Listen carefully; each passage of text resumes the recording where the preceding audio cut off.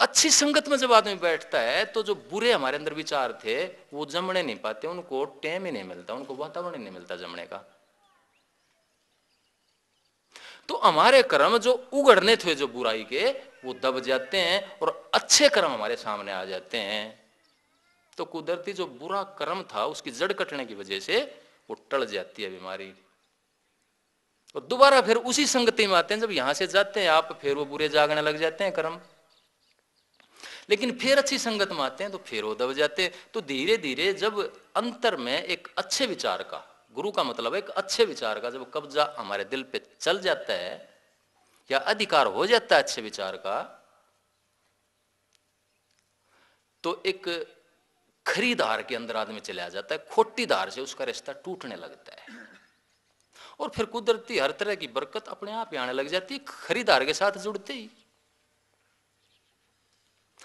तो गुरु मैं उसको मानूंगा, चंद्रवंशी या सूर्यवंशी उसको मानूंगा जिसने अपने अंतर में चांद की 16 कला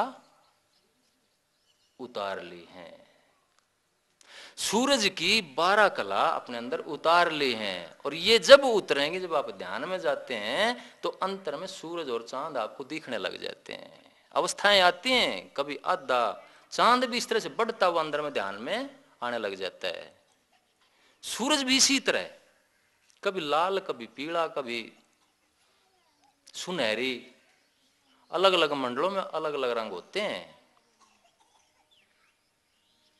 इसलिए शालिग्राम जी महाराज ने कहा है कि 13 स्फीर ऐसे हैं जहां तक साकार रचना है, 6 पिंड के, 6 ब्रह्मांड के, और एक सचखंड का जिसमें आप सतनाम कह के जिसका सुमरण करते हैं। तो शालिग्राम जी महाराज कहते हैं कि आप साकार रूप का सहारा लेके, साकार गुरु का सहारा लेके सतलोक में एंटर कर सकते हैं, लेकिन उससे आगे शब्द का सहारा लेना ही लेना पड़ेगा आपको, शब्द वेदी गुरु लेना ही पड़ेगा आपको। लेकिन 13वीं मंजिल तक प्यार के द्वारा, भक्ति के द्वारा जाना आसान माना गया है। क्यों आसान माना गया है? कि प्यार और भक्ति में आदमी बंधता चला जाता है, बिखराव से दूर हो जाता है। आप अपने बच्चे के प्यार में आती हैं तो सब कुछ को भूल जाती हैं, पति के प्यार में आती हैं तो सब कुछ को भूल जाती हैं। आप भोग करते हैं पति पत्नी तो सब क्या है तो दूर हो जाते हैं। तो अगर पूरी तरह से आपकी ताकत एक जगह जाने लगी, दूसरी जड़ें कटने लग जाती हैं। और जब दिल के ऊपर, शरीर के ऊपर उस गुरु का, उस सच्चे विचार का, ज्ञान का, विवेक का कब्जा हो जाता है तो उसके बगैर फिर शांति नहीं मिलती। आप अगर तामसिक खाना भी चाहोगे आपको हजम नहीं होगा। आप तामसिक संगत में बैठना भी चाहोगे तो आप वहां रुक नहीं सकते। कुदरती आपके मन की, आपके शरीर की, आपके आत्मा की जरूरत हो जाएगी वो। अब गुरु को मैंने क्या समझा, ये तो मैंने बताया कि अंतर का गुरु पूर्णिमा कब आती है?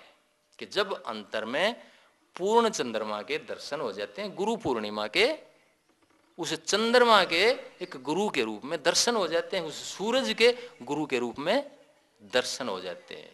तो आप चंद्रमुखी, चंद्रवंशी और सूर्यवंशी कुदरती बन जाते हैं। मैंने गुरु को क्या समझा? मैं तो जब उनके पास गया तो पीछे परिवार में आधार तो आर्य समाज का रहा है, लेकिन आर्य समाज आज इसलिए खतरे में आ गया कि जो शिक्षाएं थी वो खत्म होगी।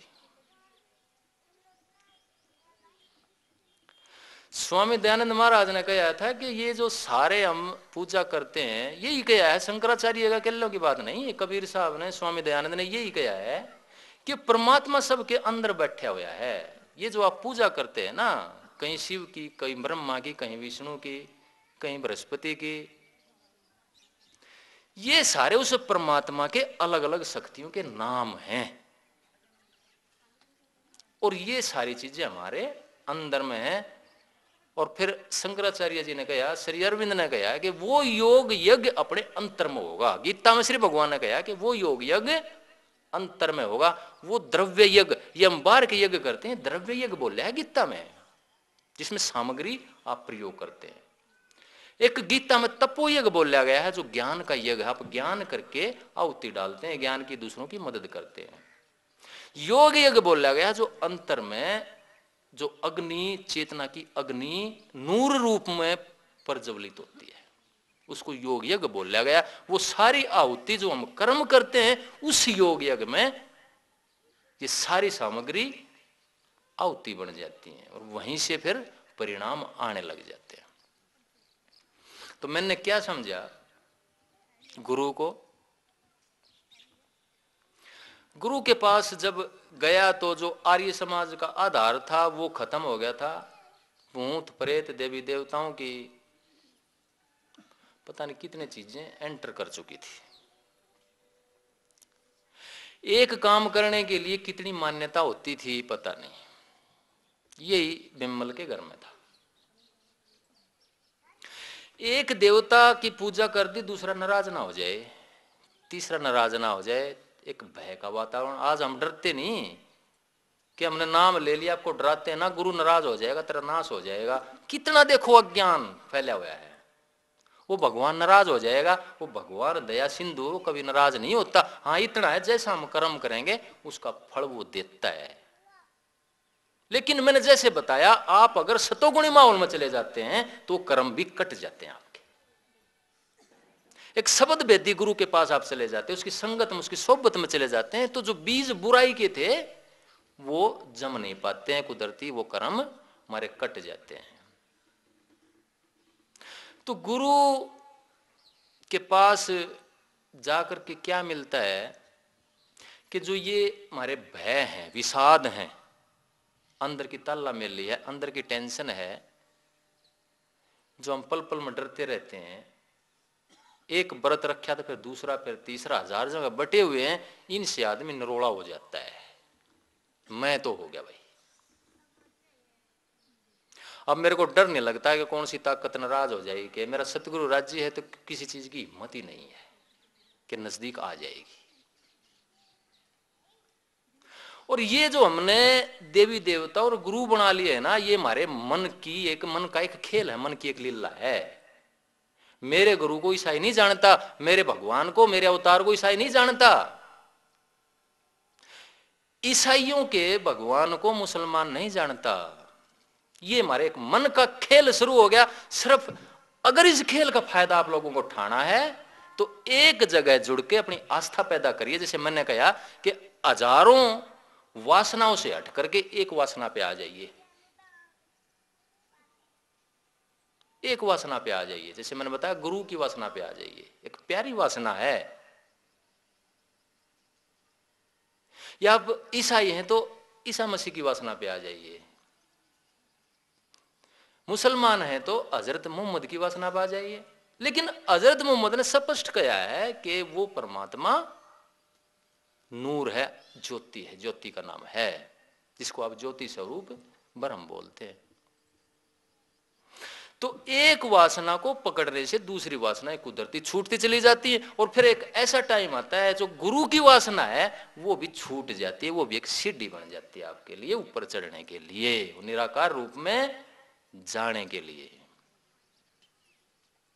तो जब गुरु के पास गए तो अंतर की जब लौ लगी तो देखा कि अंतर में सब जगह उन्हीं के दर्शन है। लेकिन उसको पाता है जो अंतर में जा पाता है। मैं कितना समझा लूं, आप नहीं समझते। गुरुमुख कौन हो सकता है जो अंतर में चला जाएगा। सारी चीजों को कौन छोड़ सकता है जब उसको सारी चीजों में अंतर में आप देखेंगे, जब वो नूर उबर उबर के आता है तो उसमें सारे रूप, कभी किसी मनमाना देवता का आ जाए, कभी किसी का आ जाए, कभी किसी का आ जाए, वही नूर अलग अलग रूप में प्रकट होने लग जाता है। आपको पता चल जाता है कि यही नूर सब देवताओं में आकर के प्रकट होया है। इसी नूर, बिजली की धार यही है। ये जो महापुरुष आए हैं, जो अवतार आए हैं, ये तो इस प्रकाश के सिर्फ एक बल्लभ थे